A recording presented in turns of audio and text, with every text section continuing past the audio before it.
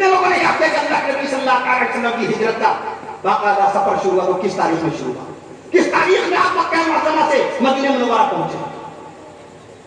ابھی امریکہ کا کوئی اسکالر یا جرمنی کا کوئی پروفیسر، انگلینڈ کا کوئی ٹیچر یا آسٹریلیا کا کوئی ماسٹر ہماری ٹوپی دیکھ کر، ہماری داڑھی دیکھ کر ہم سے سوال کر بیٹھے کہ بتائیے جس خانہ کعبہ کی طرف رخ کر کے آپ ایک دن میں 5 وقت کی نمازیں ادا کرتے ہیں، جس خانہ کعبہ کی طرف رخ کر کے آپ ایک دن میں 5 وقت کی فرض نمازوں میں 17 رکعت فرض امام کے غلام کی حیثیت سے ادا کرتے ہیں، جس خانہ کعبہ کی طرف رخ کر کے آپ ایک دن میں 48 رکعت ٹوٹل 24 رکعت دن میں اور 24 رکعت رات میں ادا کرتے ہیں، جس خانہ کعبہ کی طرف رخ کر کے آپ ایک دن میں 94 سجدے کرتے ہیں، اس خانہ کعبہ کی طرف رخ کر کے سب سے پہلے اللہ کے نبی صلی اللہ تعالی علیہ وسلم نے کون سی نماز پڑھی؟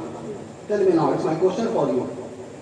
یہ سوال کر بیٹھے کیا جواب دیں گے؟ کیا جواب دیں گے؟ بتائیے اللہ کے نبی صلی اللہ تعالی علیہ وسلم نے سب سے پہلی مرتبہ پیارے نبی صلی اللہ علیہ وسلم معراج میں تشریف لے گئے، کون سا مہینہ تھا؟ کون سا مہینہ؟ مکہ معظمہ میں پہلی اذان ہوئی تو کون سی نماز کے لیے پہلی اذان ہوئی؟ وہ آپ سے سوال کرے گا۔ امریکہ کا اسکالر، جرمنی کا پروفیسر، آسٹریلیا کا لیکچرار، انگلینڈ کا ٹیچر، سب ہی کہیں وہ آپ سے سوال کر سکتا ہے۔ He is right. اس کے بعد یہ حق ہے کیونکہ آپ داڑھی، یہ ہے گڈ بیئرڈ، بہت اچھی داڑھی ہے، گڈ ویئرنگ دا کیپ، اتنی اچھی باقاعدہ خادم صاحب ٹوپی لگائے ہوئے، یہ تو ٹوٹل مسلمان لگی رہی اور روٹی ہے مسلم ایٹ بس۔ آپ تو پہلی نظر پہ مسلمان لگ رہے ہیں، وہ آپ سے نماز کی سنتیں نہیں پوچھے گا، نماز کی سنتیں پوچھیں گے مولانا ارشد صاحب مقدس گاڑی، یہ ان کا جواب ہے۔ میں عرض کر دوں آپ سے، نماز کی سنتیں آپ سے باقاعدہ ہمارے علماء سے پوچھیں گے، 51 سنتیں، وضو کی کتنی سنتیں؟ 18 سنتیں، غسل میں کتنی سنتیں؟ 14 سنتیں، خطبہ جمعہ میں کتنی سنتیں؟ 16 سنتیں۔ یہ ہمارے باقاعدہ مفتیان دین ہم سے سوال کریں گے، یہ ان کا جواب ہے، یہ ان کی ڈیوٹی ہے۔ لیکن وہ جو ہوگا ہسٹورین ہوگا، American, Germany, Australian, Irish, Russian, French, یہ جتنے رائٹرز ہوں گے، جتنے باقاعدہ ٹیچرز ہوں گے، ماسٹرز ہوں گے، پروفیسرز ہوں گے، لیکچرارز ہوں گے، یہ آپ کو ہسٹری میں ناپیں گے، آپ کو اتہاس کے سانچے میں آپ کو دیکھیں گے کہ آپ کے پاس باقاعدہ طور پہ اتہاس کا کتنا گیان ہے، تاریخ کا کتنا علم ہے۔ میں عرض کر دوں آپ سے، تاریخ پر کتنی نگاہ ہے، تاریخ پر کتنی نگاہ ہے، تاریخ پر کتنی، ہسٹری کے پر کتنی نگاہ ہے۔ مفکر اسلام حضرت مولانا ابو الحسن علی ندوی رحمۃ اللہ علیہ بہت توجہ دیتے تھے جغرافیے پر، تاریخ پر۔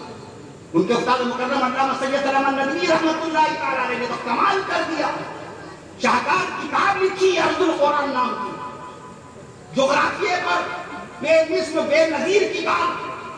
قرآن مجید میں جو اماکن مقدسہ آئے ہیں، قرآن مجید میں جن جن قدیم ترین شہروں کا تذکرہ رب ذوالجلال نے فرمایا، قرآن مجید میں جن بستیوں کا تذکرہ آیا، قرآن مجید میں جن بستیوں کا تذکرہ آیا، قرآن مجید میں جن قریوں کا اور جن گاؤں کا، قرآن مجید میں جن قصبات کا اور جن باقاعدہ بستیوں کا تذکرہ آیا ہے، ان تمام کی تمام جغرافیے کو پیش کیا ہے علامہ سید سلیمان ندوی رحمۃ اللہ تعالی علیہ نے ارض القرآن نامی کتاب میں۔ اس میں مقدمہ لکھا تھا حضرت مولانا سید محمد رابع حسنی ندوی دامت برکاتہ رحمۃ اللہ تعالی علیہ نے۔